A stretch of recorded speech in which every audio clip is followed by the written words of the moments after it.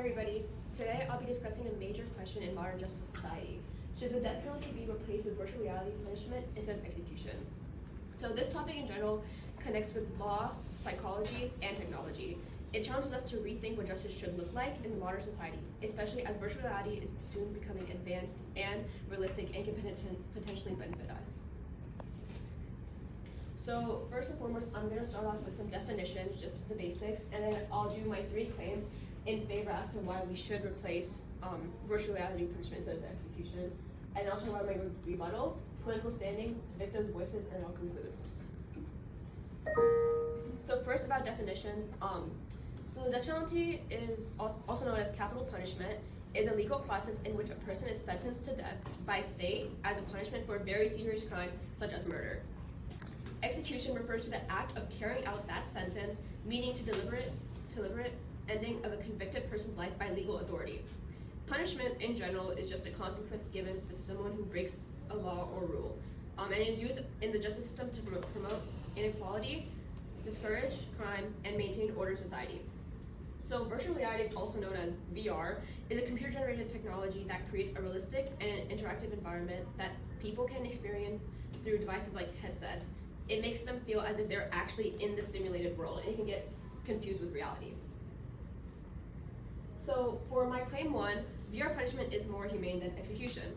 So execution is something that is permanent and it's not irreversible. So once it's carried out, it cannot be undone. So even if there's a mistake in the system, once discovered later, it's already too late. So VR punishment does avoids this problem entirely because it preserves life while still enforcing consequences. Another advantage is flexibility. VR punishment can be adjusted and stopped if new evidence appears or if a life sentence sounds unfair. This makes the system more adaptable and safer than execution. It also reduces ethical concerns. Many people believe that states should not have the power to take a life, no matter the crime. VR punishments avoid this moral issue completely. Additionally, VR systems can create empathy-based experiences where offenders can understand the emotional impact of their actions upon their victims. So this punishment punishment shifts from destruction towards an awareness and responsibility to where it can take accountability as well. So for my claim 2 is that VR punishment allows for rehabilitation, not punishment. So when it comes to rehabilitation, unlike execution, which ends everything completely, VR punishment, like I said, allows offenders to possibly learn from their mistakes in a deeper way. So through virtual reality, VR, through immersive simulations, offenders can experience the consequence of their crime more realistically. So this can build empathy possibly and emotional understanding, which traditional punishment often fail to achieve. So this type of system can also support behavioral change. Instead of only punishing individuals, VR punishment can also help them reflect, improve, and potentially reintegrate into the society. So in this way, justice becomes not only about punishment, but also about transformation and reducing future harm. So my claim number 3 is that VR punishments reduce the risk of irreversible mistakes. One of the biggest issues in death penalty today is that someone can be wrongfully executed. If an innocent person is executed, the mistake cannot be corrected. But with VR punishment, it removes this risk completely because sentences can be reversed or changed if new evidence does appear, and we can take action fully. So this ensures that justice remains flexible and responsive. It also strengthens fairness in the legal system. Even when errors occur, they do not result in permanent harm, which makes the justice system more accountable and less final in a dangerous way. However, with all these claims that I've named, there are still cons with this argument. And here's the rebuttal.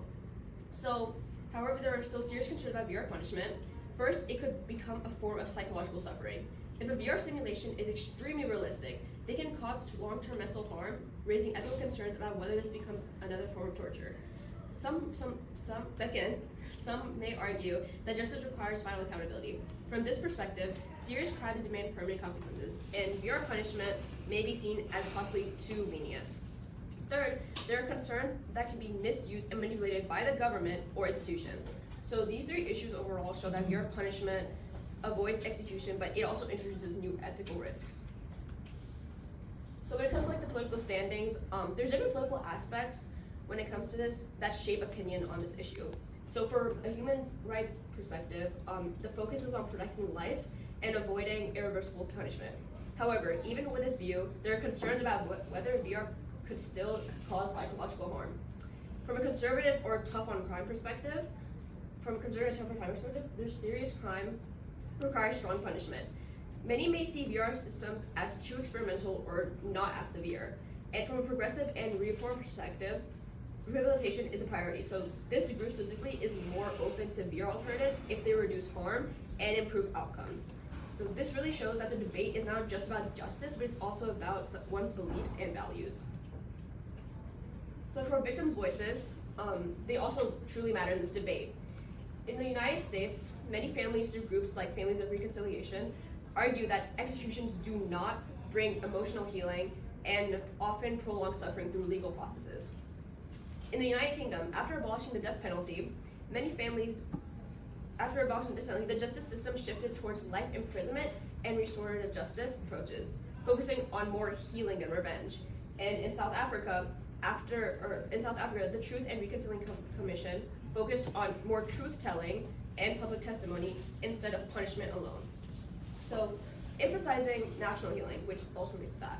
So, across these three cases, which mainly happen around 1960s to present day, across all these cases, we can see a shift towards justice systems that prioritize closure and healing rather than irreversible punishment, which is execution. So for my graph here, by Equal Injustice Initiative, preference for death penalty versus life in prison, you see a poll from people who were answered. So based on this poll, you can see how public opinion also reflects this change. In the United States, it supports this is basically only for the United States, but in the United States, it supports that the death penalty has decreased over time, with more preferring life imprisonment instead. This suggests that growing open to more alternatives can cause an avoid of irresponsible consequences while still ensuring justice and accountability. So to conclude, replacing the death penalty with virtual reality punishment raises both strong advantages but serious concerns as well. It offers benefits such as preserving life, allowing rehabilitation, and reduces irreversible mistakes. However, it also raises this debate to ask a fundamental question. Should justice be defined by final punishment or be the possibility of change and correction? There's no simple answer, but it is a discussion that will be increasingly important as technology continues to evolve. Let's give her a hand.